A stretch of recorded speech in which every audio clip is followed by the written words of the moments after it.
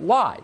By smearing Trump supporters as bigots, he hoped to advance his career.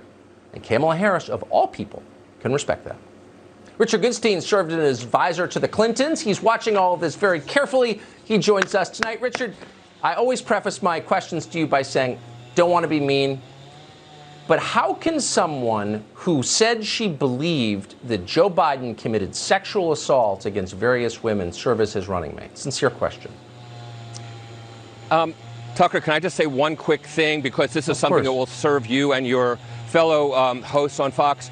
Her name is pronounced comma, like the punctuation mark la, Kamala.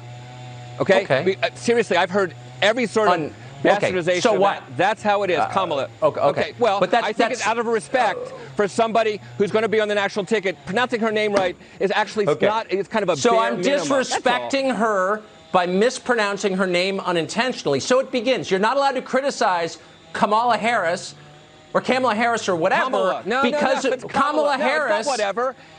Okay, look, I unintentionally mispronounced her name, but I love the idea that she's immune from criticism. So let me restate my question, because on this show, nobody in power is immune from criticism. Our political leaders must be held to account. That's our job. And so my question to you remains the same. How can a person who said she believed Joe Biden committed sexual assault serve as his running mate? Simple, regardless of how her name is pronounced.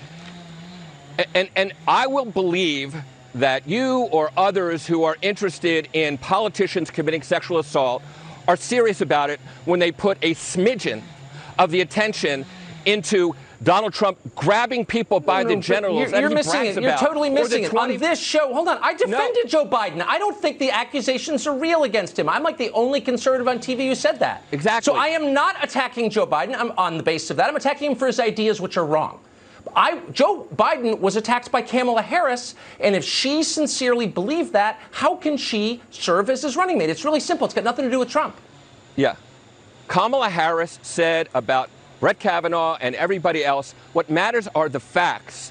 And the facts in this case are that the one witness who accused Joe Biden of sexual assault has been radically discredited. And that's basically her position, and that's where the public has come down on this. That's why for months you haven't heard a word about this, and in part because you've got 20 women waiting to get their position in court, taking their case against Donald Trump. And I think maybe in fair and balanced hood, maybe you don't really want to go down that road. That's all. No, it's a very simple road. I don't work for any politician.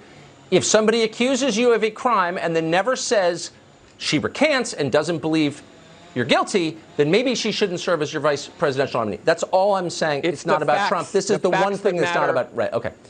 Let me ask you this. Name 3 things that Kamala Harris sincerely believes, issues on which she will not change her view, policy issues, if you would. Right. Yeah. Just as a baseline. A fundamental thing. So Joe Biden is running for president. It's his positions.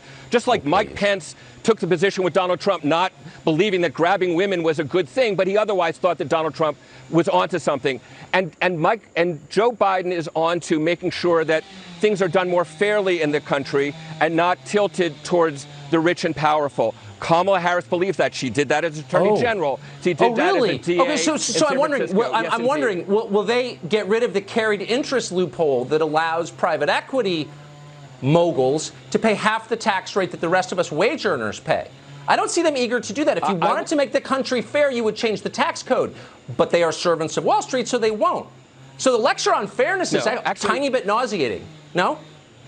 Actually, I think they're talking about changing the tax code to tilt it toward the middle class and away from biasing it towards the rich. And if carried interest is part of that, I think that'll get swept up in it. If it's part of that, it's a scam, and everyone knows it's a scam. But of course, they never will because their donors are. How can a ticket supported primarily by the tech moguls and Wall Street fight for economic fairness? Sincere question. Tucker, Donald Trump had the House, the Senate, and the White House for 2 years and did nothing against carried interest. And you're complaining about Joe Biden's position on it? He should have. Yeah, no. Hold on. I know you want to make everything about Trump. We spend a lot of time talking about Trump in the American media. Today, Joe Biden chose Senator Harris of California as his running mate. You said her main commitment was to fairness. It's clear that the tax code is not fair. So in what ways specifically will they change? I mean, I don't mean yelping about BLM. Getting off cheap and easy. I mean the real change. Not yelping. What are they for? So it's not yelping to be for tax fairness, to be for racial justice. Most people in the country don't think our president supports racial justice. It costs Kamala Harris's donors nothing to talk about racial justice. It would cost them something if they stop getting special carve-outs from the Congress. Will they work to change those? Joe Biden is the nominee. There's a reason that black voters overwhelmingly voted for him in the primaries and support him in the polls, because he is clearly for racial justice, and so is she. That's not even questionable. I'm surprised that that's kind of an argument. What I'm talking about is the thing that nobody ever talks about, which is economic justice. All of this is a cover designed to keep us from talking about it, but I'm going to talk about it because I think it matters, and these are the candidates of business, period. Unfortunately. Richard, great to see you. Well, I don't think that's how the public are going to see it, but what we'll see as the months unfold. You may be right. They may not see it, but it doesn't make it less true. Yeah. Thanks. Dana